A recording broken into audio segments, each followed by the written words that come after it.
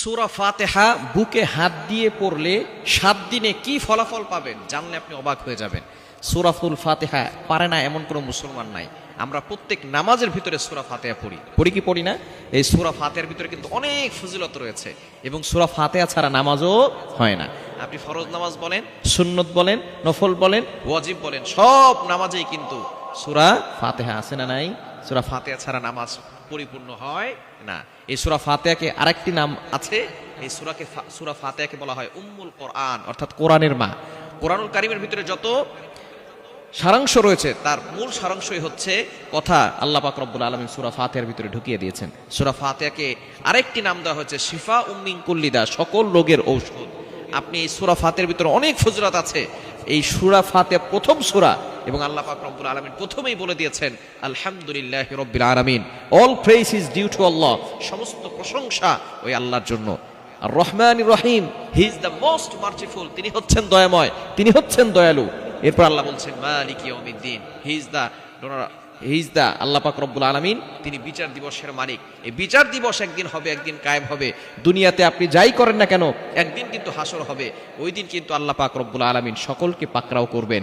এজন্য সূরা ফাতিহার ভিতরে আল্লাহ তাআলা সব কিছু দিয়ে দিয়েছেন। সূরা ফাতিহা এমন একটি সূরা যে সূরার ভিতরে আল্লাহ তাআলা শিফা দিয়েছেন।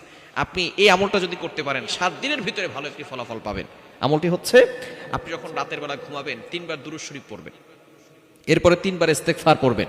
দুরূদের ভিতরে সর্বশ্রেষ্ঠ দুরূদ হচ্ছে দুরূদ ইব্রাহিম, যেটা আমরা নামাজের ভিতরে পড়ি। আল্লাহুম্মা সাল্লি আলা মুহাম্মাদ ওয়া আলা আলি মুহাম্মাদ কামা সাল্লাইতা আলা ইব্রাহিম ওয়া আলা আলি ইব্রাহিম ইন্নাকা হামিদুম মাজিদ। আল্লাহুম্মা বারিক আলা মুহাম্মাদ ওয়া আলা আলি মুহাম্মাদ কামা বারাকতা আলা ইব্রাহিম ওয়া আলা আলি ইব্রাহিম ইন্নাকা হামিদুম মাজিদ। এই দুরূদ ইব্রাহিম হচ্ছে যেটা নামাজের ভিতরে পড়ে সর্বশ্রেষ্ঠ দুরূদ। এটা 3 বার পড়বেন, এরপরে 3 বার ইস্তেগফার পড়বেন। আস্তাগফিরুল্লাহ রাব্বি মিন কুল্লি যামবি ওয়া আতুবু ইলাইহি লা হাওলা ওয়ালা কুওয়াতা ইল্লা বিল্লাহিল আলিয়্যিল আযীম পড়ে এরপরে বুকে হাত দিয়ে আউযুবিল্লাহ বিসমিল্লাহ সহকারে আপনি সূরা ফাতিহা একবার পড়বেন, পরে শেষে আবার 3 বার দুরূদ শরীফ পড়বেন। এরপর আপনি আল্লাহর কাছে দোয়া করবেন। এভাবে যদি টানা 7 দিন আমল করতে পারেন আল্লাহ পাক রব্বুল আলামিন আপনার মনের সকল আশাগুলো পূরণ করবেন। আপনি এভাবে আমল করে আল্লাহর কাছে দোয়া করবেন। এরপরে আপনি যত রোগ আছে সমস্ত রোগ থেকে আল্লাহ পাক রব্বুল আলামিন আপনাকে শিফা দান করবেন। অর্থাৎ এই আমলের মাধ্যমে 1 নাম্বার আল্লাহ তাআলা আপনার সকল মনের আশাগুলো পূরণ করবেন, সকল চাহিদাগুলো আল্লাহ তাআলা পূরণ করে দিবেন। এবং দ্বিতীয় নাম্বার হচ্ছে আল্লাহ পাক রব্বুল আলামিন আপনাকে যত ধরনের রোগ আছে সকল রোগ থেকে আল্লাহ আপনাকে হেফাজত করবেন। কারণ সূরা ফাতিহার ভিতরে শিফা আছে না নাই? আপনি একিনের সাথে আমল করেন, বিশ্বাস করে, বিশ্বাস অন্তরে রেখে আল্লাহর প্রতি বিশ্বাস রেখে আমল করেন, অবশ্যই ভালো ফলাফল পাবেন। এজন্য সূরা ফাতিহার ভিতরে আল্লাহ পাক রব্বুল আলামিন, এটা কেমন যেন একটা দোয়া, আমরা শেষে আমিন গায়রিল মাগদুবি আলাইহিম ওয়ালাদ-দাল্লিন আমিন বলি না?